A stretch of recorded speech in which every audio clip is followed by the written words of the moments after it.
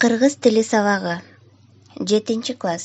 Сабактын темасы суроолуу сүйлөм. Мугалим Анара Рысабековна.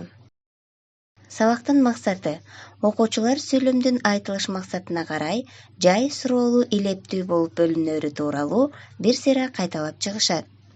Мисалдарды келтирип, ар бири өз алдынча сүйлөм түзүүгө машыгат.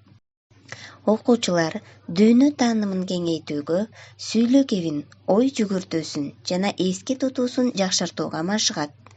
Ошондой эле ынтымактуулукка, бирин-бири сыйлоого, патриоттуулукка, кыргыз тилин сыйлоого, тазалыкка, сулуу жазууга тарбияланышат. Балдар, анда эмесе биз жаңы тема өтөрдүн алдында өткөн сабактардагы теманы бир сыйра кайталап эсибизге салып алалы. Өткөн сабактарда биз сүйлөмдүн айтылыш максатына карай кандай болуп бөлүнөрү тууралуу жалпы маалымат алганбыз. Сүйлөм айтылыш максатына карай жай, суроолуу, буйрук жана илептүү болуп бөлүнөт. Жай сүйлөмдө кандайдыр бир окуя, факт жайынча гана баяндалат. Мындай сүйлөмдөр жай сүйлөм деп аталат.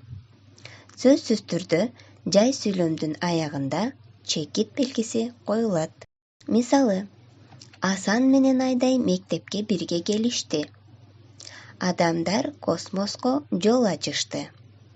Сүйлөшүүдө басым баш мүчөгө түшүп айтылып, сүйлөмдүн аягында үн басымкы абалда болду.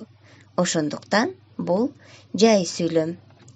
Ал эми биздин бүгүнкү кененирээк токтоло турчу темабыз бул суроолуу сүйлөм. Суроо маанисинде айтылган сүйлөмдөр суроолуу сүйлөм деп аталат. Суроолуу сүйлөмдөр бир нерсени билүү, бышыктоо жана тактоо максатында айтылат. Суроолуу сүйлөмдүн аягына суроо белгиси коюлат. Мисалы, Асан мектепке бардыбы? Айжан китеп окудубу?